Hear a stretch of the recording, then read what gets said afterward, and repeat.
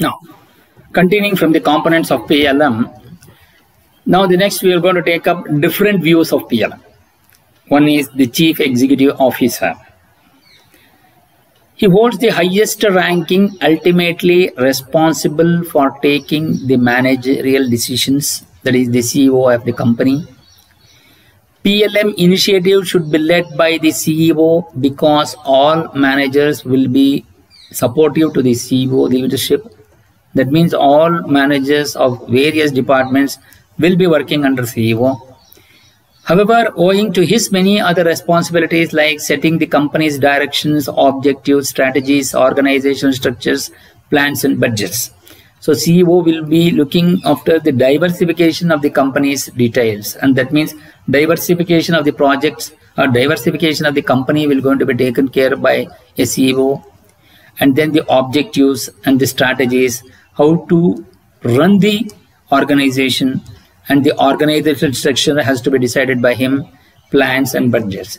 And so he is going to be the Chief Executive Officer. Next comes the Business Planning Manager. They are involved in maintaining business operational and financial objectives like tracking down numerical figures resulting from company costs, sales, market share, etc. So that means is the company is financially well equipped or is having any problems, all those things which should be able to handle by the business planning manager. So once the sales has been done, then the comparative statements has to be made, the comparison of from the present months to the previous month, or what will going to be the future sales and what should be the market share, all those things which should be taken care of by the business planning manager. Full implementation of PLM takes away years and affects many functions and people. The related expenses need to be included in the company budgets and investment plans. That means, so whenever if you want to diversify the organizational structure, we need to have the financial commitment. That financial commitment has to be taken care of by a business planning manager. He has to have a budget for that, and also the investment plans. What role the investment for the future development of the organization has to be taken care by the business planning manager.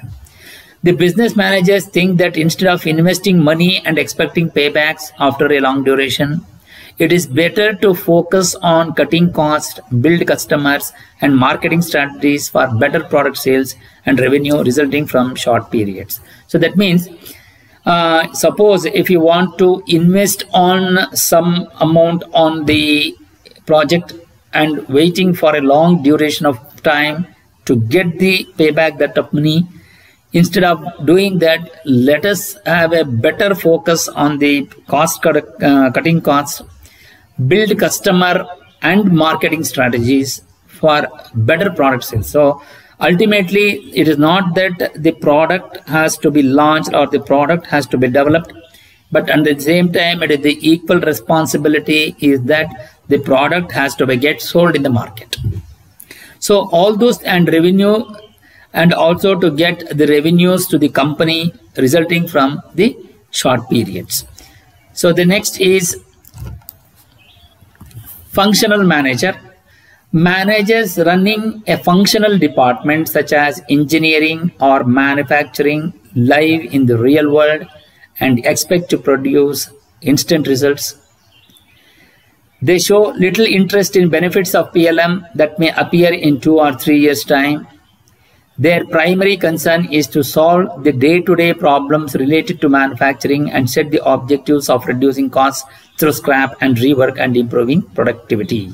So that is the main function of a functional manager. He is not much interested in the benefits of PLM. That is basically because he will be having a day-to-day problems in the shop floor wherein he need to solve the problems related to manufacturing and also to set the objectives of reducing the cost through scrap. And once the scrap is reduced and rework and improving, naturally the productivity will going to be increased. Then comes the marketing manager. They typically get involved in their routine work process of planning and executing the conception, pricing, promotion, and the distributions of product.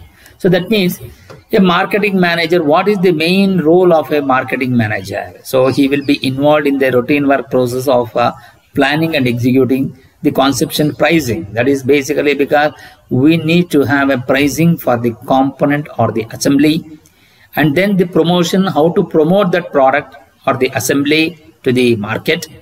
And also once you do that, and also we need to have a distribution of product to the dealers. All those things which are going to be enforced or will be taken care by the marketing manager. Believe that their targets can be best achieved by engineers who create the products, and as such they claim that PLM should be the responsibility of design engineers. So that means the marketing manager will always say the responsibility of the PLCM will going to be on the design engineers. They tend to prioritize on marketing strategies rather than analyzing the benefits of PLM in marketing. Then finally we are going to have workers. So there ultimately who is the end at the manufacturing will becomes on the workers. They take the orders and instructions from their supervisors, like there may be a foreman, like there may be a manager. Of course it depends upon the organizational structure and wherein how many number of employees or how many number of workers are working in the organization. So because that will going to play a major role. Suppose if you go for a very smaller company, we will not going to get a CEO or a functional manager or a planning manager and all those things. The proprietor consulship will going to be a proprietor. Then it comes to the foreman or just a design engineer. Even the managers will not be there, because the proprietor, the name itself indicates he propriets the everything will be taken care by himself.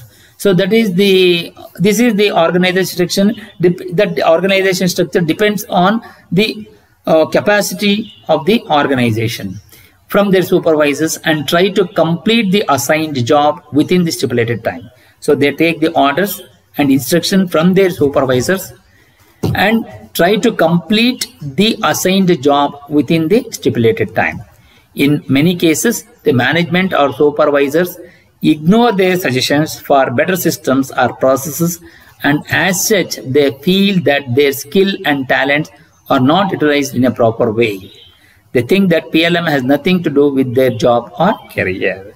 So the management or supervisors ignore their suggestions for better systems. So that means the worker, if they give some suggestions to the supervisors or management, sometimes they will go to ignore, because they may not have that much skill and talent to give the to improve on the better systems and processes. And they think that PLM has nothing to do, that is the workers, they will think that the PLM has nothing to do with their job or career. So these are all the main things which will going to be discussed in the components of PLM. In our next video, we will going to talk about PLM feasibility study. Thank you.